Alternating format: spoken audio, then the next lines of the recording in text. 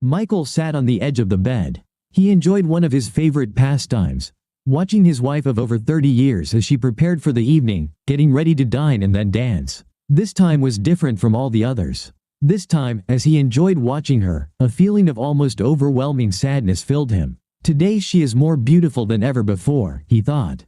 Tomorrow was supposed to mark their 50th anniversary, and since they had planned a family party to celebrate her birthday with their 2 children and their families, this evening was meant to be a private celebration just for them. As she sat at the vanity, he consciously admired her face and body. She's still lovely, he mused. Her beautiful hair, her face, and her equally toned figure, the maintenance of which she had diligently worked on for many years. And don't forget that perfectly shaped rear end she always teased him about. He felt deep pride and love for her, but then sadness crept back into his heart. He was a practical man. He took pride in his analytical abilities. If there was a problem, especially at work, he was the person to go to for an answer.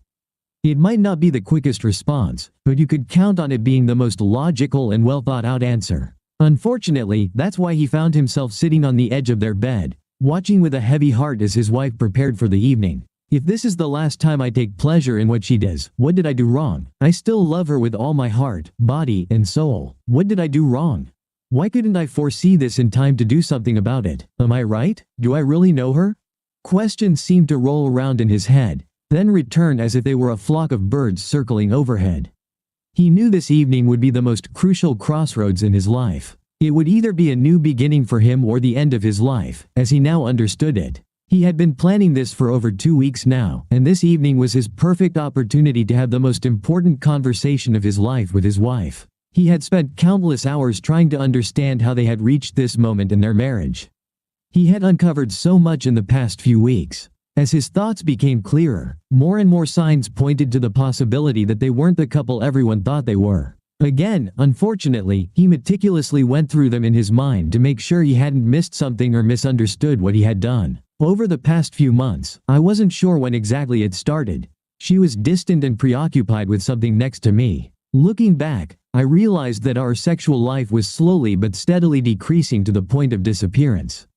There were moments when she overreacted to something insignificant that I did wrong, and she treated me like a king. Especially troubling were the times when she clearly lied about where she was and who she was with. The dinner for 2 at Jolly Restaurant charged to her credit card on that evening when I knew I wasn't with her was a clear signal to me that perhaps I wasn't the only one on her mind. However, the last 2 weeks have been a period where my suspicions became even more real. Almost in an instant, she changed. Now she's attentive to every word and need of mine. Now she seems eager to engage in love at every opportunity. Now she wants to be the wife and companion she hadn't been for so long. What happened this time? It baffles me. I couldn't understand why she changed all these months ago, and now I don't understand why she's changed again. But in any case, it's obvious to me that she's not the same woman I married and loved all these years. Where is this remarkable, caring, and loving woman, and will I ever find her again? Who is this woman I don't know, and what led to her creation? I don't like either of these 2 women. Enough, enough. Time to put this show on tour, as they say. Dear, I just want to tell you how much I love you and how much I love watching you, said Mike. You're so beautiful, darling. You know I love and adore you. I've always loved you and always will. Dawn looked at Mike's reflection in the mirror with a curious expression on her face. Thank you, Mike. I don't know what prompted you to say this, but I want you to know that I love you just as much. Dawn looked carefully at her husband. I wish I knew what has been bothering him lately. It seems the more I try to work on our relationship, the more closed off and distant he seems. With a mental sigh, she thought, I just need to keep trying. I'm not giving up on us. I just love him so much, and I want him to love me the same way. Interesting, do you really love me as much as I love you? Mike murmured quietly. What did you say, Michael? You've been cryptic lately. I really want you to express yourself, she replied, looking him in the eyes. Interesting, do you really love me as much as I love you? His expression would have been amusing in most other circumstances. The shock of his words left her mouth open, and she gasped with a hurt tone in her voice as she asked, why would you say something like that? How could you even think of something like this, let alone say it out loud? Darling, he said, we really need to talk. We have a bit of time before departure, and I have something I want to tell you and a few questions. I don't necessarily need answers right now, but I definitely want to get answers before the night is over. Of course, you can ask me any questions. I don't have secrets from you because you're my husband, my soulmate." Michael almost chuckled. The tension in his body was so strong that he felt like a wire stretched to the limit. "Dawn, I want you to listen to me carefully. I have a series of questions and several statements that I want you to listen to, and I don't want any answers right now. I would prefer if you took the time during our night to carefully consider your responses. It's going to be a difficult request, but you really need to know that our marriage's fate depends on your honest answers." Oh, damn. He wants a divorce. I had no idea things could turn out so badly.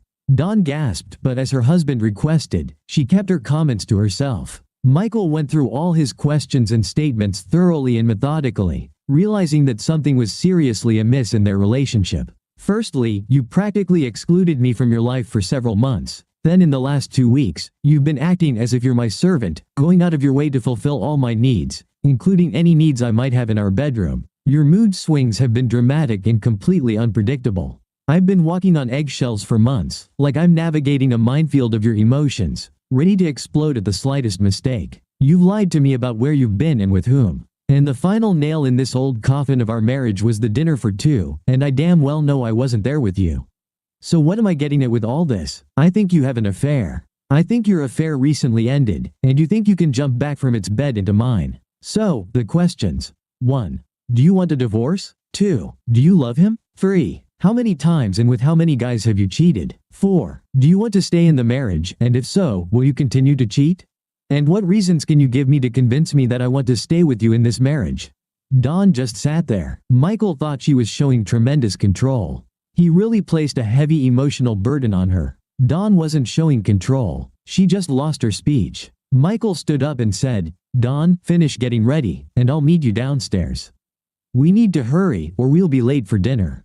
She managed to finish her preparations and meet Michael downstairs.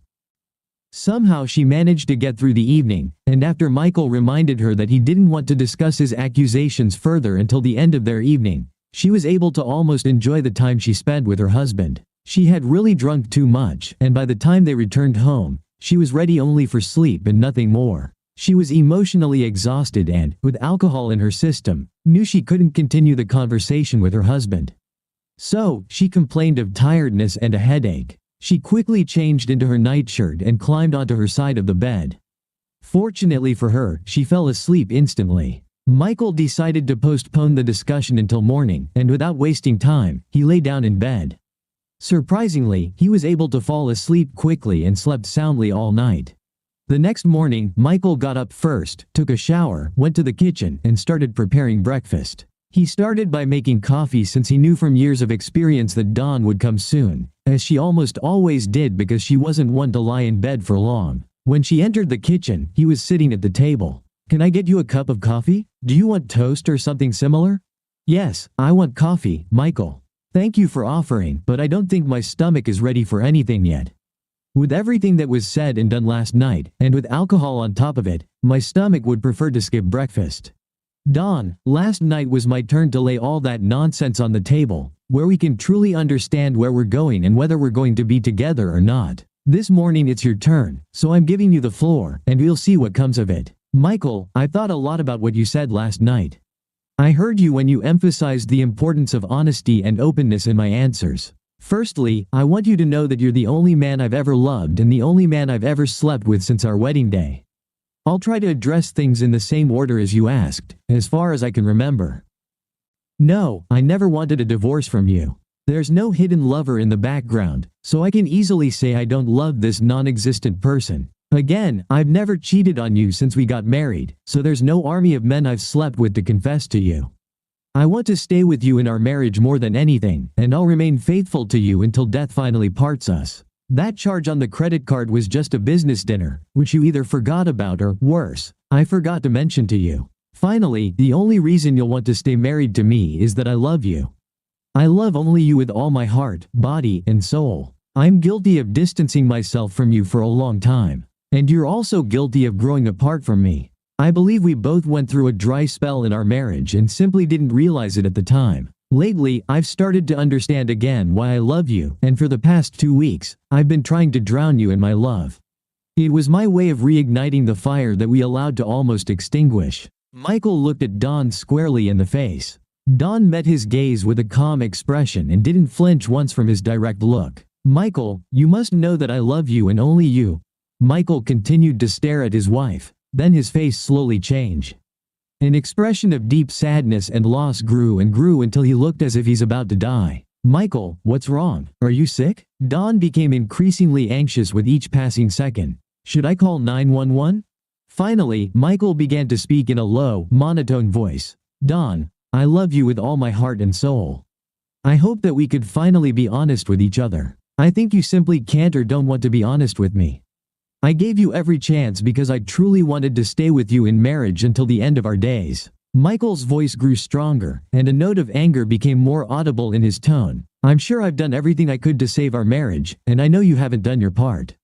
Michael reached into the desk drawer, pulled out a large manila envelope, and handed it across the table to his wife.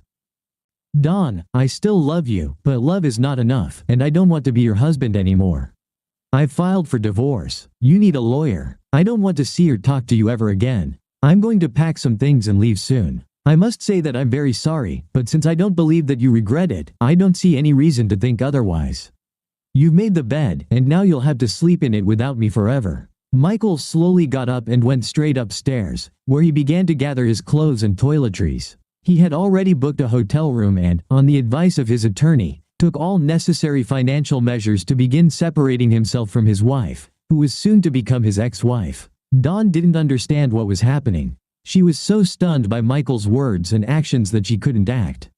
She just sat at the kitchen table while Michael packed his things. When he left, she sat motionless at the table for almost an hour. Finally, she managed to drag the dreadful envelope to herself. She opened the flap and pulled out the documents that clearly stated the end of her life with Michael. Why didn't he believe me? Why did he think so badly of me? I know we can work this out, but he didn't even give us a chance.